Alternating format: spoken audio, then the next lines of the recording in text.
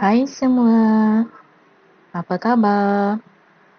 Jom kita belajar cara membina ayat berpandukan bahan rangsangan bersama Cikgu Hamizah Razak. Sebelum membina ayat, terdapat beberapa perkara yang perlu dititik beratkan. Sila tulis. Yang pertama, sila tulis 5 ayat sahaja. Yang kedua, sila tulis ayat tentang gambar yang terdapat dalam bahan rangsangan sahaja. Ketiga, sila tulis dengan menggunakan ejaan yang betul.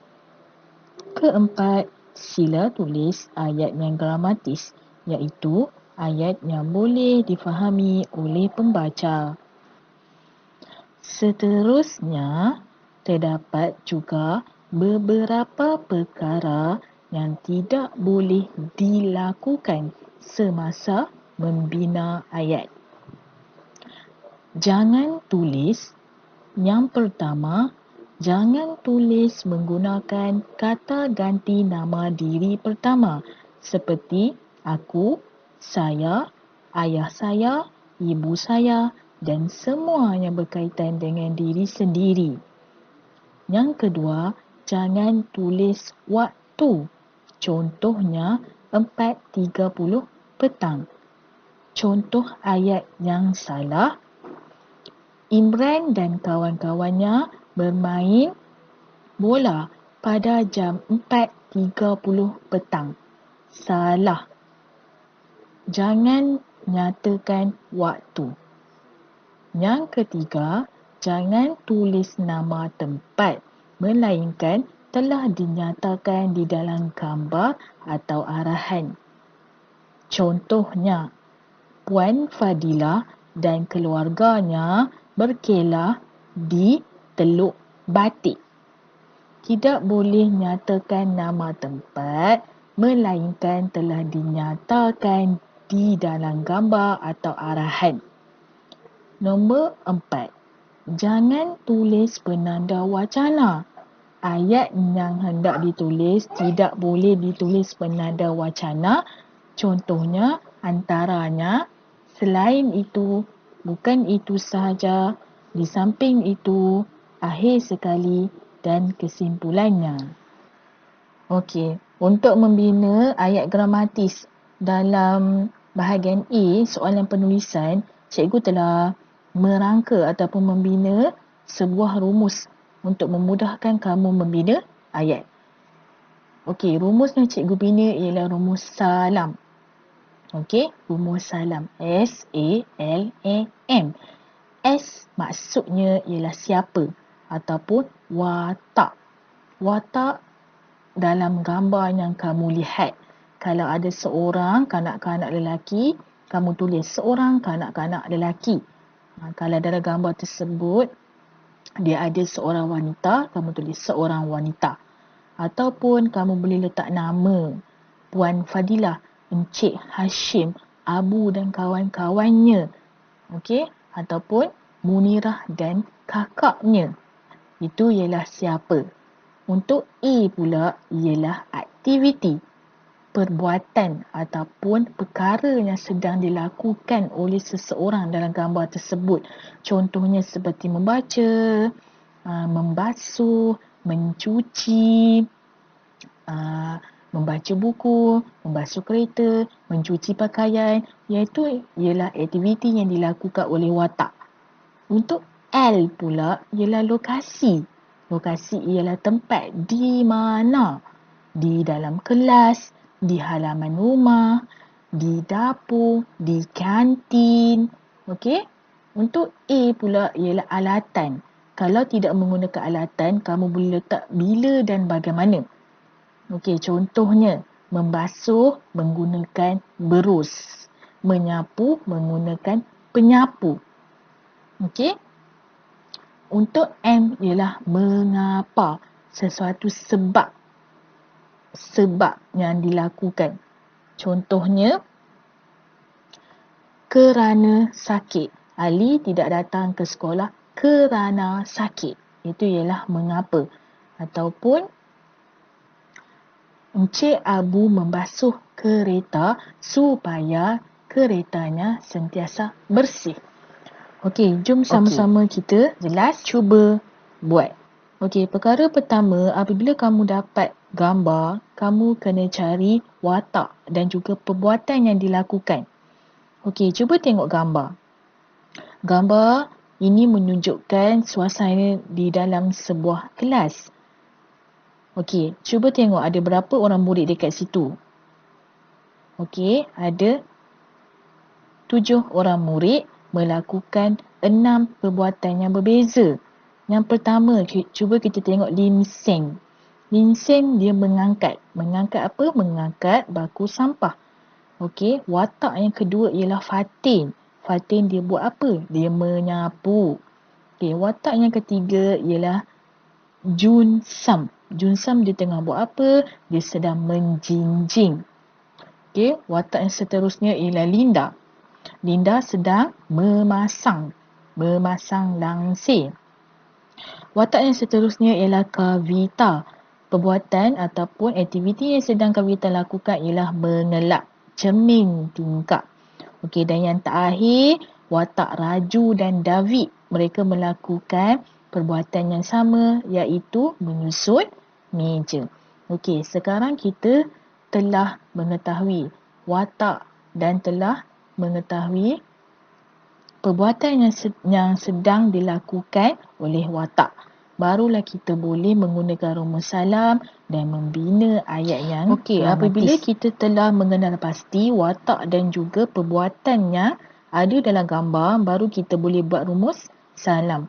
Okey, untuk awal-awal nak belajar ni, kita belajar menggunakan jadual dahulu. Sebelum membina ayat, kita buat jadual salam seperti yang terdapat dalam slide yang kamu tengok ni. Salin dalam buku, kemudian kita isi satu persatu maklumat dalam kotaknya disediakan. Okey, cuba tengok nombor 1. Di bahagian kotak siapa, cikgu letakkan nama Lim Seng. Okey, di kotak hijau aktiviti, cikgu letakkan, cikgu tulis mengangkat bakul yang berisi sampah. Dia buat apa? Lim Seng mengangkat bakul. Bakul apa? Dalam bakul itu berisi sampah. Tulis mengangkat bakul yang berisi sampah. Okey, di kotak berwarna oranye pula lokasi di mana cikgu tulis di dalam kelas. Perbuatan ini berlaku di dalam kelas. Jadi tulis di dalam kelas. Okey, untuk kotak warna pink pula, alatan. Lim Seng tidak menggunakan sebarang alatan. Jadi cikgu kosongkan di situ, tidak perlu tulis apa-apa. Di kotak berwarna biru ialah mengapa. Untuk mengapa kita perlu menggunakan kata hubung seperti supaya, untuk, kerana, agar, demi. Tulis dahulu kemudian baru kita sambung ayat kita tu. Okey, kenapa Lim Seng angkat bako sampah yang berisi sampah? Okey, untuk dibuang ke dalam tong sampah. Okey, mengapa Lim Seng mengangkat bako yang berisi sampah? Untuk dibuang ke dalam tong sampah. Jadi kita dah dapat satu ayat yang gramatis. Lim Seng mengangkat bakul yang berisi sampah di dalam kelas untuk dibuang ke dalam tong sampah. Yang ni ialah ayatnya gramatis. Tengok contoh yang kedua. Di bahagian kotak siapa, warna purple, warna ungu, cikgu letak nama Fatin. Watak tu bernama Fatin. Di bahagian kotak berwarna hijau, aktiviti cikgu tulis menyapu sampah. Okey, di kotak berwarna oranye, lokasi di dalam kelas. Alatan, Fatin dia menyapu sampah menggunakan penyapu. Jadi kita boleh letakkan menggunakan penyapu. Itu ialah alatan. Dan mengapa kita letak supaya lantai kelas tidak kotor. Okey, cikgu ingatkan sekali lagi, jangan lupa untuk letak kata hubung. Boleh pilih supaya ke, untuk ke, kerana ke, agar ke, demi. Baru ayat kamu akan nampak cantik. Jadi, ayat yang kedua pun kita telah mendapat ayat yang gramatis, iaitu Fatin menyapu sampah di dalam kelas menggunakan penyapu supaya lantai kelas tidak kotor. Okey, cantik. Untuk ayat yang ketiga, di kotak siapa berwarna ungu cikgu letakkan nama watak sebagai Linda. Di bahagian kotak berwarna hijau aktiviti, cikgu letakkan memasang langsir. Di bahagian kotak lokasi, cikgu tulis di tingkap kelas. Alatan, cikgu tidak letak alatan sebab dia hanya menggunakan tangan dia sahaja. Dan mengapa dia memasang langsir? Supaya kelas kelihatan cantik. Cikgu letakkan kata hubung dekat situ ialah supaya. Jadi kita telah dapat satu ayat yang gramatis, Linda memasang langsir di tingkap kelas supaya kelas kelihatan cantik. Okey, baiklah. Jadi di sini sekarang telah kita telah penerangan cikgu mengenai ayatnya, cara membina ayat menggunakan rumus salam. Sekarang tugas kamu pula untuk menyelesaikan tugasan pada hari ini. Sila salin jadual yang tertera di video ini dan cuba bina ayat sendiri. Gambar yang pertama, gambar Linsing. Gambar yang kedua ialah gambar Fatin dan gambar Linda. Kita dah bina ayat dah lengkap. Sekarang ni, tugas kamu pilih lagi 2 gambar dan bina ayat yang gramatis menggunakan rumus salam. Sila salin dan bina 2 lagi ayat yang terdapat dalam gambar menggunakan rumus salam. Sila salin dalam buku PA, iaitu buku panjang, buku karangan, buku penulisan. Semak elok-elok, bukan buku nota sains. Buku nota sains, depan ada garisan, belakang kosong. Bukan buku itu. Buku karangan ialah buku yang depan dan belakang ada garisan. Sila tulis tarikh dan hari. Jangan lupa tulis tarikh dan hari. Hari ini, tarikh hari ini. Okey, selepas dah siap, sila tangkap gambar ayat yang telah kamu bina dan hantar di WhatsApp cikgu secara personal. Cikgu akan semak dan pulangkan kembali kepada kamu. Kemudian, kamu boleh buat pembetulan. Okey, sampai di sini saja PDPR kita pada hari ini. Syabas dan tahniah kerana telah berjaya menjalani PDPR bersama cikgu pada hari ini. Anda seorang yang hebat. Cuba bina ayat yang gramatis menggunakan rumus salam yang telah kita belajar pada hari ini. Kalau tak faham, boleh tanya cikgu, WhatsApp cikgu secara personal. Okey, jumpa lagi. Terima kasih. Assalamualaikum warahmatullahi taala wabarakatuh.